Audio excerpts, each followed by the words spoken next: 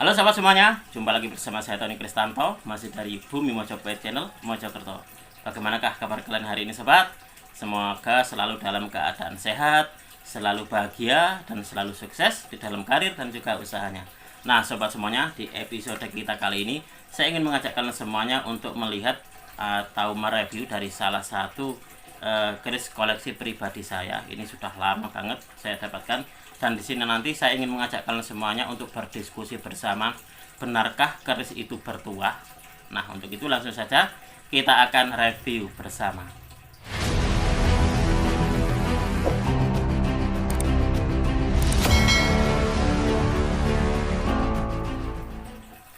Nah sobat semuanya, sebelum kita buka bersama tentang apa sih isi dari pusaka ini, saya ingin mengajak kalian semuanya untuk sedikit berdiskusi bahwasanya apakah benar sih pusaka itu bertuah. Nah mungkin ada yang pertanyaan seperti itu. Jadi kalau boleh saya katakan sobat semuanya, bahwasanya kalau kita menggeluti dunia Tosan Aji, maka kita tidak bisa lepas dari yang namanya dunia spiritual. Nah seperti itu. Jadi keris itu terbentuk dari, atau pusaka itu terbentuk dari dua unsur, yaitu unsur fisik dan juga unsur non fisik. Dan unsur non fisiknya ini sobat semuanya, inilah yang dinamakan dengan tuah, yang dinamakan dengan doa-doa. Kalau di dalam bahasa Jawa bisa juga dikatakan japa mantra, mungkin seperti itu. Nah inilah unsur inilah yang membuat keris itu bisa bertuah. Jadi inilah yang membuat atau membedakan pusaka itu dengan besi-besi lainnya. Jadi karena nilai inilah dia akhirnya menjadi sebuah berharga, menjadi sebuah barang berharga. Itulah kenapa pusaka, entah itu keris, tombak, itu disebut dengan wesi aji atau besi aji, atau sebilah pusaka atau sebilah besi yang dia itu berharga, ada harganya. Karena apa? Karena memang pertama adalah dia dibuatnya pun juga dengan lelaku, dibuatnya pun juga tidak asal-asalan, jadi tidak sembarangan. Jadi selain lelaku, lalu juga mencari hari-hari yang baik, biasanya pusaka itu juga dipaskan atau disinkronkan dengan sang pemesan. Jadi keris itu tidak sama dengan besi-besi yang ada di pasaran. Jadi tidak sama dengan besi-besi materialan. Itulah kenapa nilai dari sebuah pusaka itu akhirnya menjadi mahal. Itulah yang membedakan antara besi-besi aji dan juga besi-besi materialan. Itu seperti itu.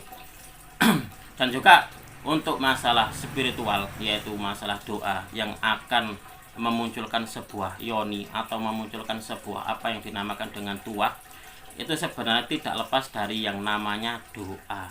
Nah mungkin seperti ini, ada juga yang, Mas, kalau memang keris ini punya tuah seperti ini, kok saya tidak merasakan apa-apa? Mungkin akan terkadang ada juga yang pertanyaan seperti itu. Nah kalau saya bisa ini sahabat semuanya, bisa katakan bahwasanya mungkin kalian kurang yakin atau tidak percaya dengan doa tersebut, kok bisa sampai tidak merasakan. Nah pertanyaannya kan di situ. Padahal doa itu sahabat semuanya, salah satu dari yang bisa merubah takdir, konon katanya adalah sebuah doa. Jadi hanya dengan doalah itu takdir bisa dirubah. Saya punya gambaran seperti itu. Jadi kalau di dalam agama saya, bahwasanya takdir itu bisa dirubah salah satunya dengan doa itu tadi. Jadi kalau kalian sampai tidak merasakan apa yang dinamakan energi tuah atau energi doa dari pusaka kalian, mungkin kalian kurang percaya, mungkin kalian kurang yakin. Wah Mas, kalau saya percaya dengan pusaka terus percaya dengan yang tuah pusaka ini, berarti nanti syirik. Nah tunggu dulu, bahwasanya salah satu dari rukun iman itu adalah kita percaya dengan yang gaib. Nah doa itu kalau menurut saya pribadi itu adalah sebuah unsur gaib.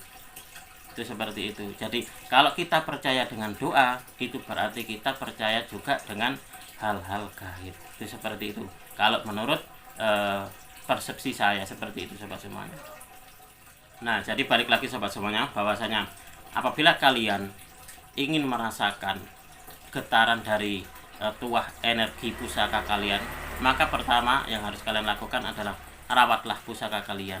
Jadi rawatlah dengan layak, jadi jangan dibiarkan asal-asalan, itu seperti itu. Karena segala sesuatu itu, apalagi kalau kita berbicara tentang pusaka ini dibuat adalah dengan unsur-unsur kebaikan, dengan doa-doa kebaikan. Jangan sampai doa kebaikan ini akhirnya tidak menjadi apa-apa.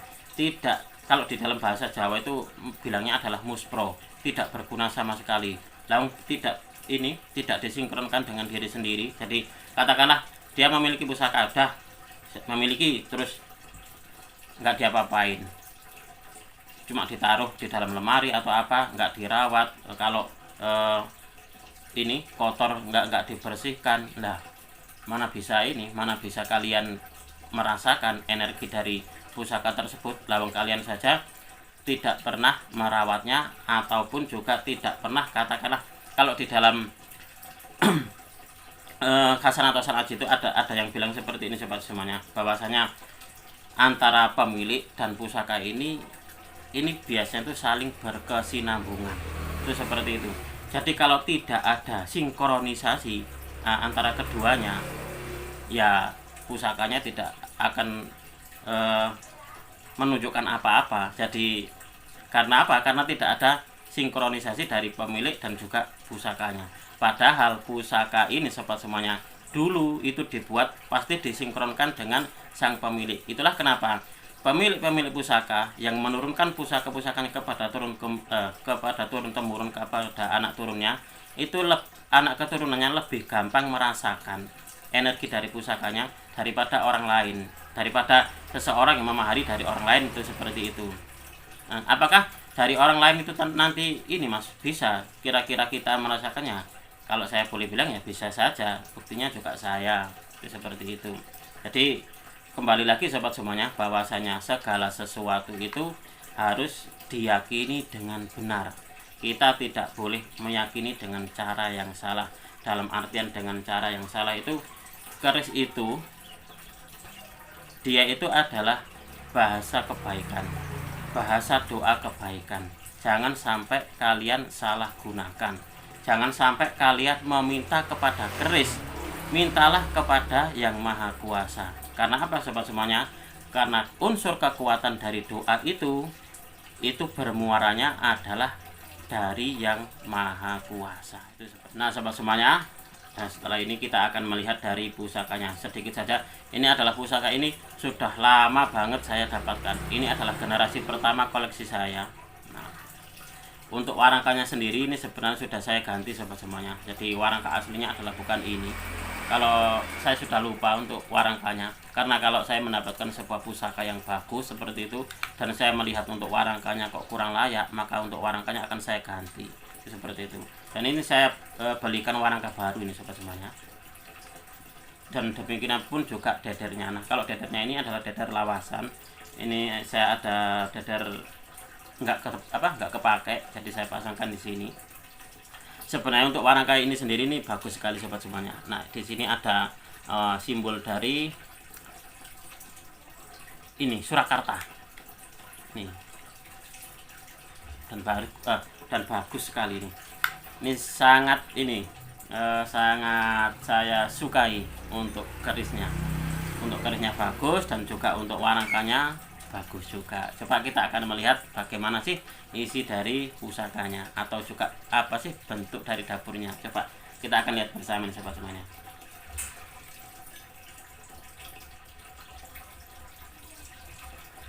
Nah sobat, ini adalah penampakan dari kerisnya. Coba kalau kita lihat dari kejauhan seperti ini, tidak ada yang istimewa kalau menurut saya memang. Nah saya akan menunjukkan kepada kalian semuanya bahwasanya istimewanya keris ini adalah dia berada di sorsorannya ini. Dia berada di sorsoran di daerah gandiknya ini sobat semuanya. Nah, ini semacam kayak keris jalak. Di sini ada odo-odonya sobat semuanya. Nah, terlihat nggak ya? Ini ada odo-odonya sangat jelas sekali ini. Nah, ini adalah penampakan dari gandiknya sobat semuanya. Coba akan saya balik untuk kameranya biar kalian lebih ini lebih tahu lebih detail bentuk dari gandiknya ini seperti apa. Nah sobat semuanya, coba kita amati bersama nih. Ini adalah bagian dari gandik kerisnya. Nah coba kalian amati ini. Ini semacam kayak apa ya? Kayak semacam kayak relief gitu ya. Saya teringat dengan ini sobat semuanya. Tempat saluran air yang ada di candi-candi seperti itu. Kalau di dalam ini menyebutnya adalah jala duara. Ada semacam kayak motif-motif seperti ini. Nah demikian pun juga di dalam keris ini sobat semuanya. Saya masih belum tahu ini kira-kira masuk dapur apa. Apakah kalau menurut kalian ini keris sepuh ataukah keris kontemporer? Nah, silakan berpendapat di sini bebas. Kalaupun ini dikatakan tidak sepuh pun saya juga tidak apa-apa. Karena apa? Karena saya juga sudah terlanjur cinta dengan keris ini sobat. Dan ini sudah sangat lama banget saya dapatkan. Nah ini di bagian gonjonya ini, di bagian belakang ini semacam kayak ada tungkaan di sini sobat. Dan untuk odo-odonya sendiri ini sangat-sangat jelas sekali. Dan ini adalah keris yang sangat luar biasa sekali sobat, kalau menurut pribadi saya.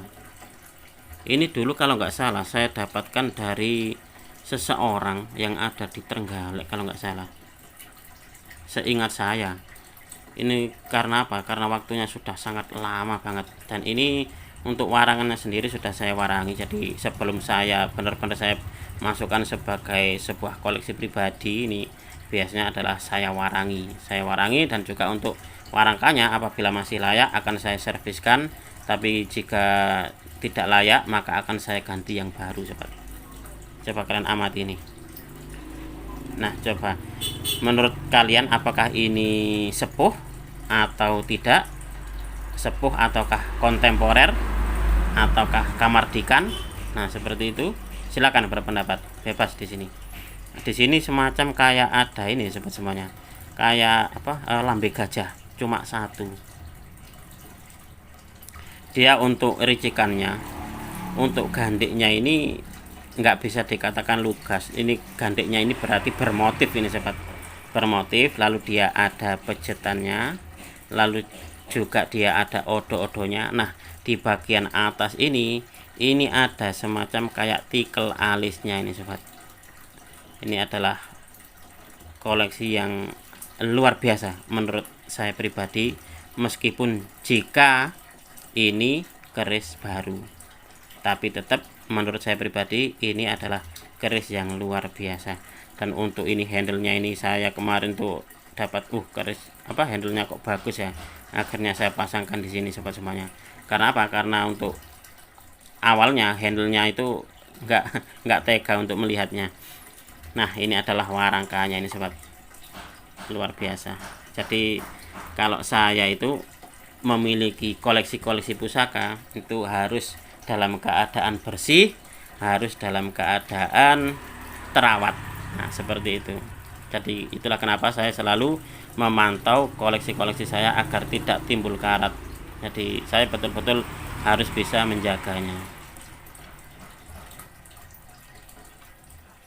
Nah demikianlah tadi sobat, semoga video ini bisa bermanfaat bagi kalian semuanya, khususnya bagi kalian para pecinta tosan aji pemula.